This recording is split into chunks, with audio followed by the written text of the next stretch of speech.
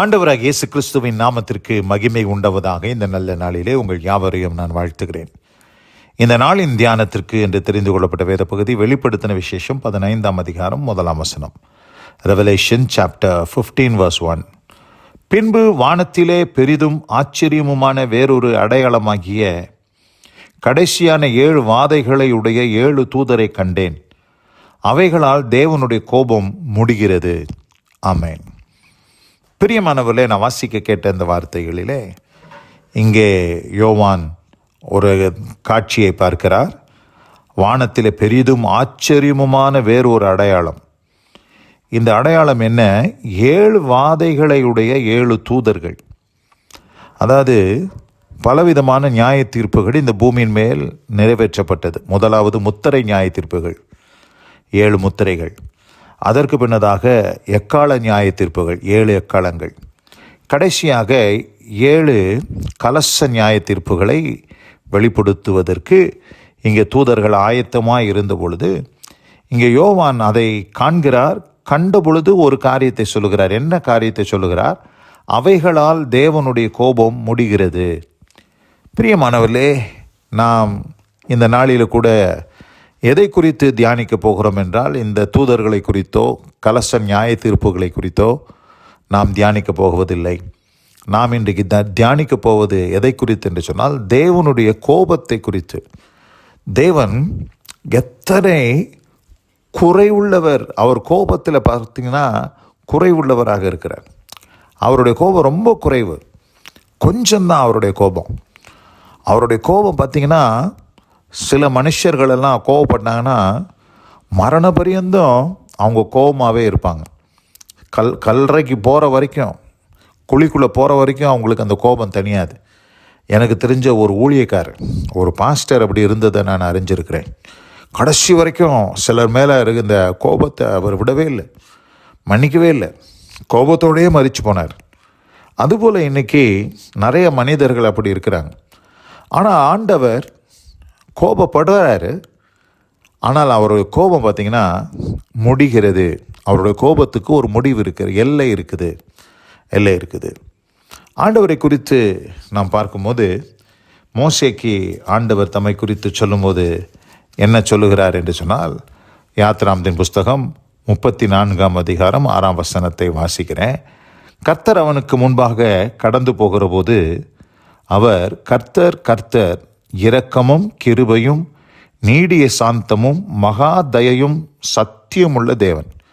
தம்மை குறித்து அங்கே சொல்லும்போது அங்கே என்ன சொல்லுகிறார்? கர்த்தர் இரக்கமுள்ளவர், கிருபை உள்ளவர், நீடிய சாந்தமுடையவர், மகா தயை உள்ள தேவன் என்பதை இந்த இடத்துல தம்மை குறித்து வெளிப்படுத்துகிறதை நாம் பார்க்கிறோம். அப்படிப்பட்ட தேவன் தான் நம்முடைய தேவன். அவருக்கு கோபம் வரும். ஏன் கோபம் வந்துச்சு, ஏன் கோபம் வருது அப்படின்னு பார்க்கும்போது, ஆண்டவருக்கு அவ்வளோ சீக்கிரம் கோபம் வரவே வராது. அவருக்கு மாத்திரம் மனுஷர்களுக்கு கோபம் வர மாதிரி அவருக்கு கோபம் வந்துருந்துச்சுன்னா நம்மலாம் என்றைக்கோ செத்து போயிருப்போம். பூமி பஸ்பமாகி போயிருக்கும், பூமியே இருந்திருக்காது, வானமும் பூமியும் ஒளிஞ்சு போயிருக்கும். ஆனால் இன்னைக்கு வரைக்கும் இந்த பூமி இருக்குது, இந்த வானம் இருக்குது, இதில் மனுஷர்களெல்லாம் இன்னும் சஞ்சரிக்கிறாங்க. அப்படின்னா ஆண்டவர் அவர் மிகுந்த தயை உள்ளவர், நீடிய சாந்தமுடையவர், அவர் நீடிய பொறுமை உள்ளவர், அவர் கோபப்பட மாட்டார் என்பது தான் அவரை குறித்து நாம் புரிந்து கொள்ள வேண்டிய மிக முக்கியமான சத்தியம். அவருக்கு அவ்வளோ சீக்கிரம் கோபம் வராது. அவர் மாத்திரம் கோபப்பட்டிருந்தாருன்னா நம்மலாம் என்றைக்கோ அவருக்கு முன்பாக நின்றுக்கவே முடியாது. இந்த உலகத்தில் மனுஷர்களுக்கு சொல்கிறாங்க ஷார்ட் டெம்பர் அப்படின்னு சொல்கிறாங்க. இவருக்கு ரொம்ப டக்குன்னு கோவம் வருங்க.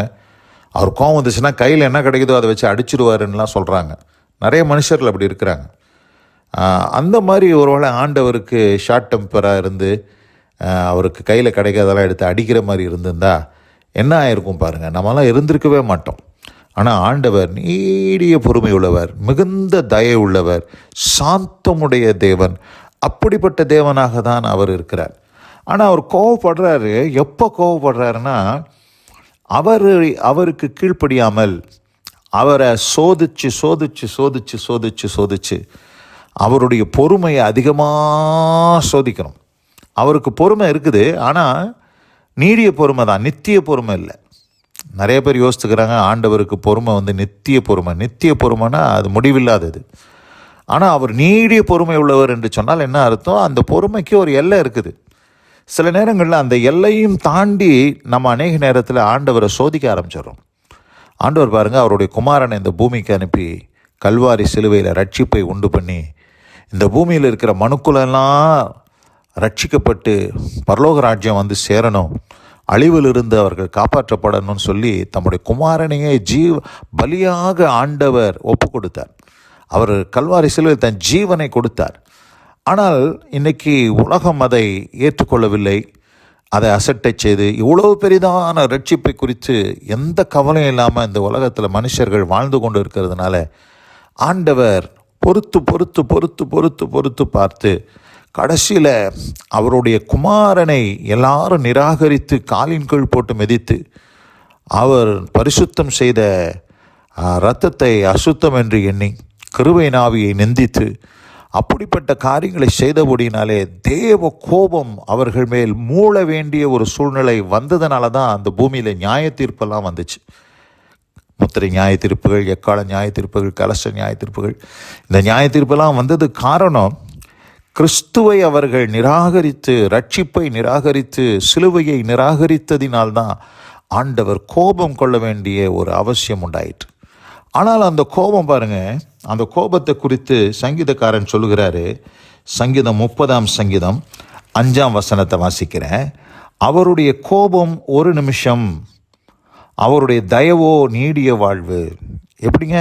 அவருடைய கோபம் எவ்வளோ நேரம்? ஒரு நிமிஷம்தான். ஒரு நிமிஷம்தான் அவருடைய கோபம். ஆனால் அவருடைய தயவோ நீடிய வாழ்வு என்று போடப்பட்டிருக்கிறது. அப்போ பாருங்கள், ஆண்டவர் சில நேரங்களிலே நம் மீது கூட கோபம் கொள்கிறார். நம்ம ஆண்டவருக்கு கோபம் மூட்டுறோம் சில நேரத்தில். ஆனாலும் அந்த கோபம் எவ்வளோ நேரம் தெரியுமா? ஒரு நிமிஷம்தான். சில மனுஷர்கள் கோபப்படுவாங்க, கத்துவாங்க, பயங்கரமாக டென்ஷன் ஆவாங்க. அவங்கக்கிட்ட போய் மன்னிப்பு கேட்டவொன்னே சரி சரி நான் மன்னிச்சிட்டேன் போன்னு சொல்லுவாங்க. ஆனால் அந்த கோபத்தை விட்டு ஓய மாட்டாங்க, கோபமாகவே இருப்பாங்க. ஆனால் ஆண்டவர் கோபப்படுகிறார். அவருடைய கோபம் எவ்வளோ நேரங்க? ஒரு நிமிஷம்னு போட்டிருக்குது.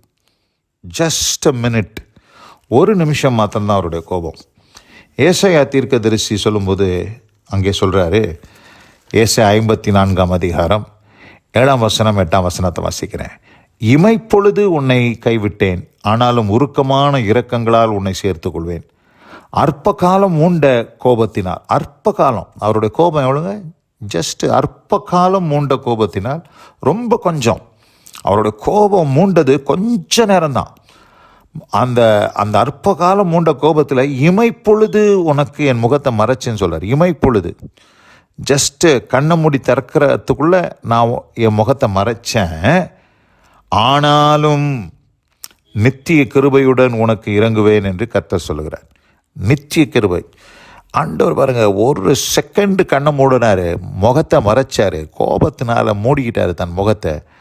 ஆனாலும் நித்திய கிருபையுடன் உனக்கு இறங்குவேன் என்று கர்த்தர் சொல்லுகிறார். அதுபோல் இந்த அருமையான இந்த நல்ல நாளில் கூட நாம் கேட்ட இந்த வார்த்தையின்படி இந்த வெளிப்படுத்தல் 15ஆம் அதிகாரத்தில் அவைகளால் தேவனுடைய கோபம் முடிகிறது என்ற வார்த்தையினாலே இந்த பூமியில் கர்த்தருடைய கோபம் முடிய போகிற ஒரு காலம் வரப்போகிறது. அந்த காலத்துக்கு முன்னதாக நாம் மனம் திரும்பி சிலுவையை ஏற்றுக்கொண்டு கல்வாரி சிலுவையில் ஆண்டவர் உண்டு பண்ணின ரட்சிப்பை வீணாக்காமல் அந்த ரட்சிப்பை நாம் சுதந்திரித்து கொண்டு ஆண்டவர் நம்ம கொடுத்த ஸ்லாக்கியங்களை, ஆண்டவர் நம் மீது பொறுமையாக இருந்த நாட்களை, நம்முடைய ரட்சிப்புக்காக ஆண்டவர் அப்படி இருந்தார் என்பதை விசுவாசித்து நாம் மனம் திரும்ப கர்த்தர் நமக்கு கிருபை செய்வாராக. வசனம் கேட்ட பிள்ளைகள் ஒவ்வொருவரையும் தேவன் தாமே ஆசீர்வதிக்கப்பாராக. God bless you all. Amen, amen. நாம் ஜெபிப்போம். எங்கள் அதிகமாய் நேசிக்கிற எங்கள் அன்பின் பரலோக பிதாவே, கடைசியான 7 வாதைகளை உடைய 7 தூதரை கண்டேன். அவைகளால் தேவனுடைய கோபம் முடிகிறது என்ற வார்த்தையின்படி தேவனுடைய கோபத்திற்கு ஒரு முடிவு உண்டு, ஒரு எல்லை உண்டு. அவர் கோபத்திலே அவர் குறைவுள்ளவர், அவர் குறைந்த கோபத்தை உடையவராக இருக்கிறார் என்பதை இந்த நாளில் நாங்கள் தியானிக்க கர்த்தர் கிருபை செய்தேன். வசனம் கேட்ட பிள்ளைகள் ஒவ்வொருத்தர் மேலும் உம்முடைய தயை, உம்முடைய இரக்கம், உம்முடைய கிருபை, ஆண்டவரே, பிள்ளைகள் ஒவ்வொருவருக்கும் உண்டாகும்படி நாங்கள் மன்றாடி ஜெபிக்கிறோம். ஆசீர்வதித்து காத்துக்கொள்ளும். இயேசு கிறிஸ்துவின் வல்ல நாமத்தில் பிதாவே, ஆமென், ஆமென்.